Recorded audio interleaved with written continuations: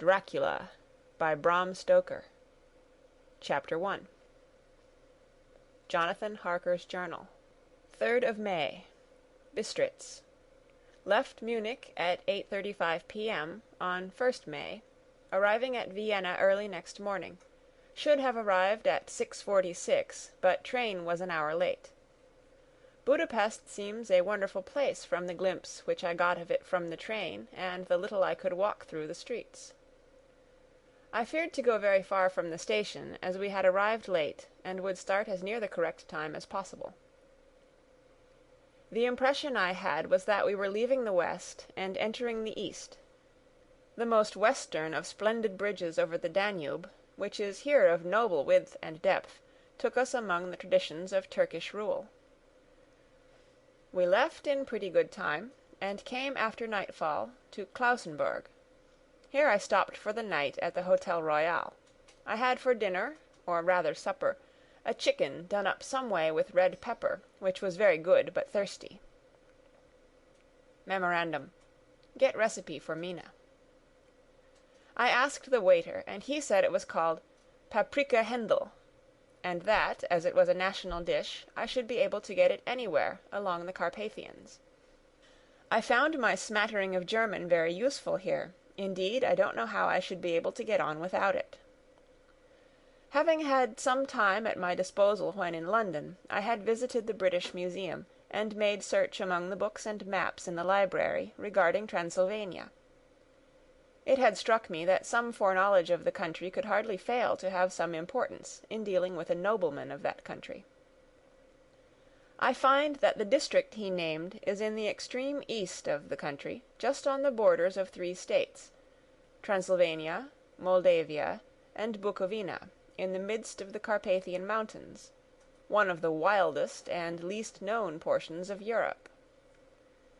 I was not able to light on any map or work giving the exact locality of the Castle Dracula, as there are no maps of this country as yet to compare with our own Ordnance Survey maps, but I found that Bistritz, the post town named by Count Dracula, is a fairly well-known place. I shall enter here some of my notes, as they may refresh my memory when I talk over my travels with Mina. In the population of Transylvania there are 4 distinct nationalities: Saxons in the south, and mixed with them the Wallachs, who are the descendants of the Dacians, Magyars in the west, and Szekelyes in the east and north. I am going among the latter, who claim to be descended from Attila and the Huns. This may be so, for when the Magyars conquered the country in the 11th century, they found the Huns settled in it. I read that every known superstition in the world is gathered into the horseshoe of the Carpathians, as if it were the centre of some sort of imaginative whirlpool. If so, my stay may be very interesting. Memorandum: I must ask the Count all about them. I did not sleep well, though my bed was comfortable enough, for I had all sorts of queer dreams. There was a dog howling all night under my window, which may have had something to do with it, or it may have been the paprika, for I had to drink up all the water in my carafe, and was still thirsty. Towards morning I slept, and was wakened by the continuous knocking at my door, so I guess I must have been sleeping soundly then. I had for breakfast more paprika, and a sort of porridge of maize flour, which they said was mamaliga, and eggplant stuffed with forcemeat, a very excellent dish, which they call impletata. Memorandum: get recipe for this also. I had to hurry breakfast, for the train started a little before 8, or rather it ought to have done so, for after rushing to the station at 7:30, I had to sit in the carriage for more than an hour before we began to move. It seems to me that the further east you go, the more unpunctual are the trains. What ought they to be in China? All day long we seemed to dawdle through a country which was full of beauty of every kind. Sometimes we saw little towns or castles on the top of steep hills, such as we see in old missals. Sometimes we ran by rivers and streams, which seemed from the wide stony margin on each side of them to be subject to great floods. It takes a lot of water, and running strong to sweep the outside edge of a river clear. At every station there were groups of people, sometimes crowds, and in all sorts of attire. Some of them were just like the peasants at home, or those I saw coming through France and Germany, with short jackets and round hats and homemade trousers, but others were very picturesque. The women looked pretty, except when you got near them, but they were very clumsy about the waist. They had all full white sleeves of some kind or other, and most of them had big belts with a lot of strips of something fluttering from them, like the dresses in a ballet, but of course there were petticoats under them. The strangest figures we saw were the Slovaks, who were more barbarian than the rest, with their big cowboy hats, great baggy, dirty white trousers, white linen shirts, and enormous heavy leather belts, nearly a foot wide, all studded over with brass nails. They wore high boots with their trousers tucked into them, and had long black hair and heavy black mustaches. They are very picturesque, but do not look prepossessing. On the stage they would be set down at once as some old Oriental band of brigands. They are, however, I am told, very harmless, and rather wanting in natural self-assertion. It was on the dark side of twilight when we got to Bistritz, Dracula, which is a very interesting old by place, Bram Stoker. being practically on the frontier, Chapter 4. for the Borgo Pass leads Jonathan from Harker's it into journal Bukovina. continued. It has had a very stormy existence, awoke in my bed. and it certainly shows marks If of it be that I had not dreamt, 50 years the ago, Count a must have series of carried great me here. fires took place, which I made tried to terrible satisfy havoc myself on on the 5 subject, separate but occasions. could not arrive at any unquestionable At the very result. beginning of the 17th To be century, sure, there were it underwent certain a small siege of 3 evidences, weeks, and such lost as that my clothes were 13,000 folded people, and laid by in a the manner which was casualties not of my war habit. proper being assisted My by watch was famine still and unwound, disease. and I am rigorously accustomed to wind it the Count last Dracula thing had before going to directed bed. me to go to the Golden and many Krone such Hotel, details. which I found, to my great But these delight, things are to no be proof, thoroughly old-fashioned. For they may have been For of course evidences I that my wanted mind to was see not all I as could usual, of the ways of the and country. for some cause or another, I had I certainly was evidently been much expected, upset. for when I got near the door, I must I watch faced for a proof. cheery-looking elderly woman in the Of usual one thing I peasant am dress. glad. If it White was that the undergarment Count carried with a me here and long double undressed me, apron, he must have been front and hurried back, in his of task, colored stuff, for my pockets are fitting intact. almost too tight for modesty. I am sure this diary would have When I been a came mystery to close, him which she he bowed would and not said, have brooked. He would have "The Herr taken or Englishman?" destroyed it. "Yes," As I look round I this said. room, although it has been to me "Jonathan so Harker." full of fear, it is now a sort of She smiled sanctuary. and gave some message For to an nothing can elderly be more man in dreadful white than shirt those sleeves, who had awful followed women her to the who door. Who are He went, but waiting to suck immediately my blood. returned with a letter. 18th "My of friend, May. welcome to the Carpathians. I have been down to look at I that am room again in anxiously daylight, expecting you. for I must know the truth. Sleep well tonight. When I got to the At doorway 3 at the top of tomorrow, the stairs, the I found it diligence will closed. start for Bukovina. It had been so forcibly place on driven it against is the kept jam for that you. part of the woodwork was At the splintered. Borgo Pass, my I could carriage see will that the await bolt you, of the and lock will had bring not you been to me. shot. I the door trust is that your fastened journey from from the London inside. has been a happy one, I and fear that it you was will enjoy no your dream, stay in my beautiful and must land. act on this surmise. Your friend, Dracula. 19th of May. 4th of May. I am surely in the I toils. found that my landlord had got Last a night letter the from Count the asked me in the suavest directing tones him to to write secure 3 the letters. best place on the coach One for saying me. that my work here But was on nearly making done, inquiries and as that to I should start for details, home he within a seemed few somewhat days. reticent, Another and that I pretended was that he starting could not on the understand next my morning German. from the time of the letter, This could not be true, and the third because that I up to had then left he the had castle understood it perfectly. and arrived at Bistritz. At least he answered my questions I would fain exactly have as if rebelled, he but did. felt that in the present state of things it would be madness to He quarrel and his openly with wife, the Count, the old lady who whilst had I am received so me, absolutely looked in at his each other power. in a frightened sort of way. And to refuse would be to excite his He mumbled suspicion out and that to the money arouse had been his sent anger. in a letter, and that was all he knew. He knows that I know When too I much, asked him if he knew Count and that I Dracula must not and could live, tell me anything lest of I his be castle, dangerous to him. both he and his wife crossed themselves, My only chance is to and, prolong saying my that they knew opportunities. nothing at all, Something simply may occur which will refused give to me a speak chance further. to escape. It I was saw so in near his the eyes time something of of starting that that I gathering had no wrath time which to was ask anyone manifest when he else, hurled that fair for it was woman all from very him. mysterious, He and explained not to by me any that means posts were comforting. few and uncertain, and that my writing Just now before I would was ensure leaving, ease of an mind old to lady my came up to plans. my room and And said he in a assured me with hysterical so way, much impressiveness "Must that you he go? would countermand Oh, the young later Herr, orders, must you go?" which would be held over at Bistritz until She due was time in in such case an chance excited would admit state of my that she prolonging my seemed stay. to have lost her grip that of to what German oppose she him would knew, have been to and create mixed it all up with new some other suspicion. language which I did not know at all. I therefore pretended to fall I in was with his just views, able to and follow asked her him by what asking dates many I should put down in questions. the letters.